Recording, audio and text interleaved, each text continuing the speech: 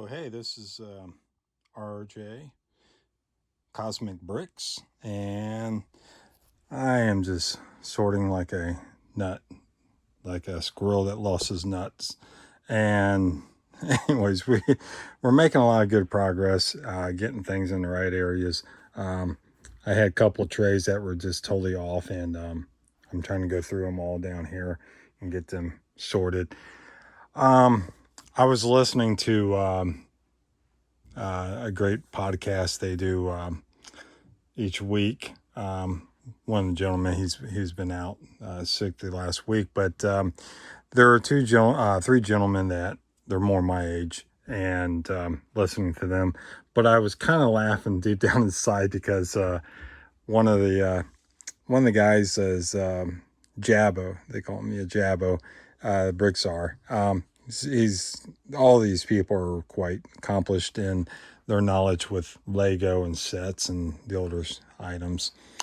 And I kind of understand, their viewpoint because, we grew up with this back, in the 70s and even 60s, if you want to think about it, if you're me. But so it was talking about the stress levels of the way you're picking orders, trying to find stuff. And this is something I'm definitely going to be running into here really soon. But my daughter's been helping me a lot. This is our partnership together. And she's been doing a lot of stuff, especially with the minifig allotments and stuff, getting that all organized, setting us up with a QR code system. She does have everything organized really well within these sets for like all the minifigs. So she has them all numbered, which ones they are. This row here is all the Star Wars. Then we would have like Minecraft. You have Avatar. You have Mario Brothers. You have Jurassic World, Dune. Man, they're all over. You have some that are from Lord of the Rings, Horizon. It's just all over the place. And matter of fact, let's go see what she's working on right now. Yeah. Hello. Hi. All right. So looks like she's working on Hidden Side. So Yep. now Hidden Side's not obviously as popular as Harry Potter, Star Wars, and a lot of them, but it has more of a significance to us. That's something we actually did enjoy, and I know it was new at the time. Is there a particular minifig that you liked from? Well, I haven't really seen many of the like not popular ones just because I wasn't familiar with them. But I've always liked the ghost dog. It's really cute. I really like how it Spencer? looks. Spencer. Yeah. And then, of course, I always liked the ghosts. They're just You funny. prefer all the ghosts, yeah. Funny. Or I really like the scientist. Yeah, the scientist. Now what character is her name? Oh, I don't know. Sally? Maybe, yeah. Yeah. I have to catch up on him, so I haven't Yeah. thought about it. I liked that guy there from the... The shipwreck? yeah, he was in the shipwreck and the shrimp. What do they call it? The one that was like the butcher, the ghost butcher. Uh-huh. So, and the ones from the sets of the amusement park, the one with the purple top hat. Yeah, I think they're over here. Yeah. So. That one. Yeah, this one right there. Yeah. Yeah, that's a really cool minifig. Yeah. And, but yeah, the ghosts, the torsos and stuff are really cool. That translucent purple and everything else. So, alrighty. Well, best of luck, honey. Keep up the great work. She's awesome. So, that really helps a lot with understanding how we're putting stuff in there. Some things are actually they're in bags and bags. So it's not just that, this is all like city items. And some are like from the Chinese New Year sets. They had some really nice elements in those sets. And that's about all. I won't make this one long. Those are all the bricks and stuff. We're just trying to get some stuff situated and organized. And I have everything in here is all minifigs. Not like extremely old ones. I think, I don't know. I'd probably say the oldest ones are only like from 5 years ago. So about 5 years ago. So at that time I was in transitions where I was living overseas, and believe it or not, you have a storage unit overseas full of Legos that I hopefully someday can get over here to the States and part out, but or just sell the sets as they are. Alrighty. Thanks a lot. Again, enjoying y'all's content out there that you all create too. Y'all know who you are. It's the main people that it's something that we can sometimes listen to as we're sorting bricks.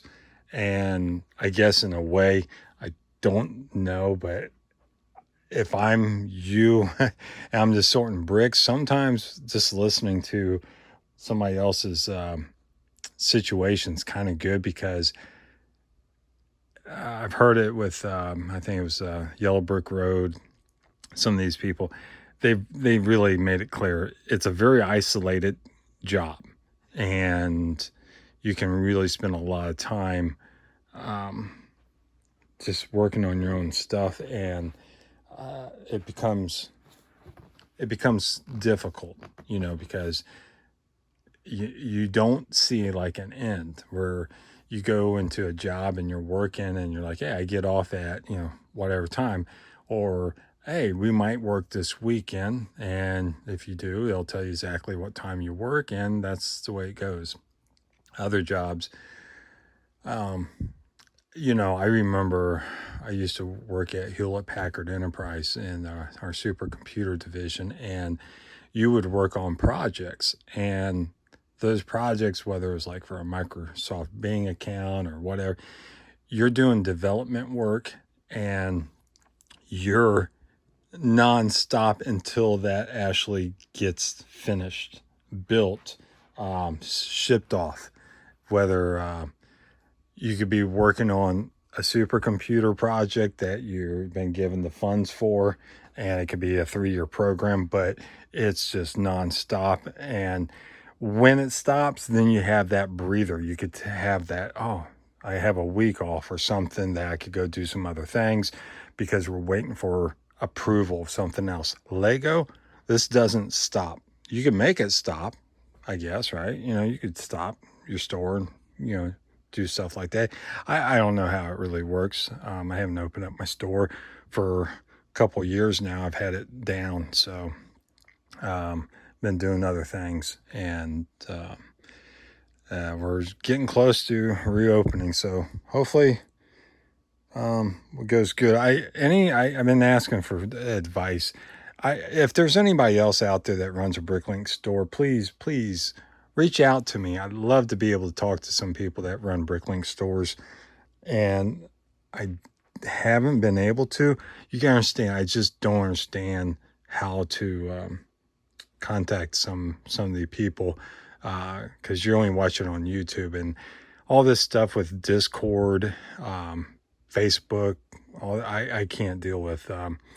So I know my daughter is trying to get set up a little bit more to be like that, but I'm old school, and I just don't have that connection yet. So hopefully this year I'll branch out a little bit more to make better connections and be able to work with other local Bricklink stores, and just would love to be able to even team up with some people of, hey, if you ever have a situation to where you're selling your parts, but yet you sold, I don't know, let's say a 6x6 wedge piece. you had like 8 of them, and you go through your inventory and you find out, well, I didn't have 8. All I had was, 1. You could contact me, and we could work it out to where, those are the old, I don't know what series that is, but we could work it out to where I could say, hey, yeah, I actually have those, and I could send them out, so the customer, which I think is such a vital part of this, process, they keep building, and their creations build inspiration for other people, young builders, older builders, not only to get into this, but to enjoy it and have younger people really develop their skills and thinking, the process, building. It's such a great opportunity, I think, for a lot of people that don't really push the envelope. So I could work out like a credit with the other store. Hey, that was whatever, $1. I just need $1 in advance. One day when maybe I'm in the same situation where, hey, I'm short this part or these pieces, and they have them in their stock, and we could do that. I'm surprised maybe other people do. I just don't know it.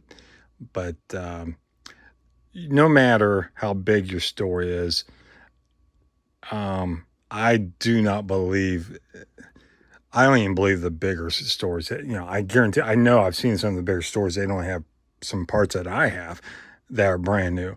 And I'm not talking items that just came out. These are maybe from several years ago, but I put them in plastic bags. They're new, and I just haven't opened the store up to sell them. But no one has all the parts, and if someone had all of the parts that are available, well, we all would probably be in a little bit of trouble. I don't know what they would charge, because then everyone would be like, hey, there's one person you can go to that has everything. Except we know that's not even realistic, not even for Lego. But they would be the ones that would be more likely to be able to do that. But just maybe local people that run a Bricklink store who want to reach out to me and maybe think about this, not now, but here in the very near future when we need to get going. I still have a lot of sorting to do.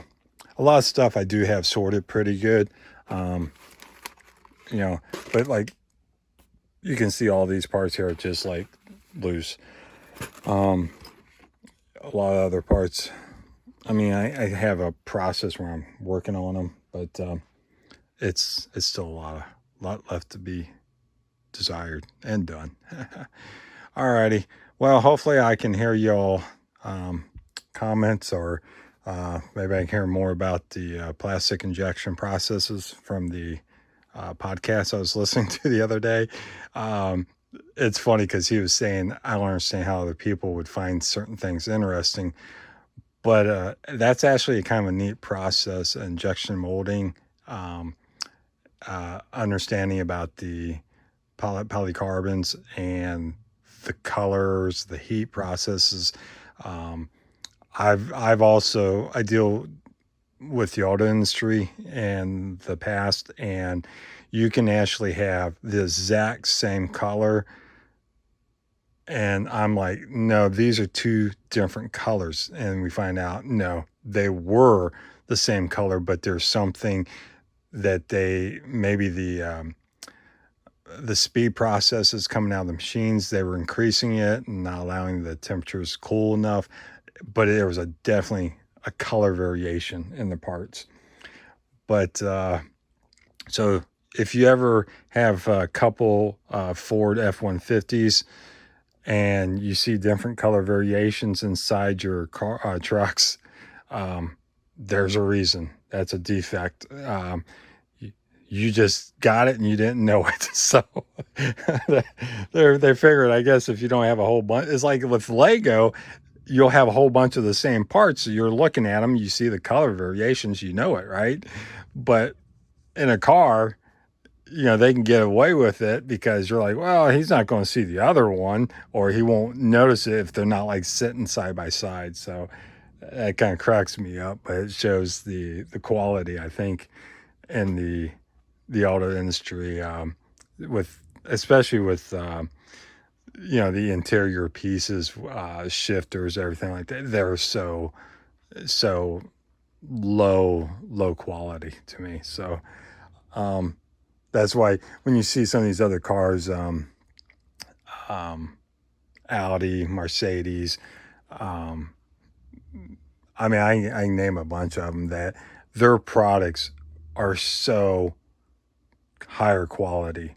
It's not even funny to me, but they probably don't make as many cars too. So, it's kind of give and take. But last time I saw some of these prices of these trucks are incomparable to what some of those are. So, alrighty, enough about that too. Thanks a lot. Bye bye.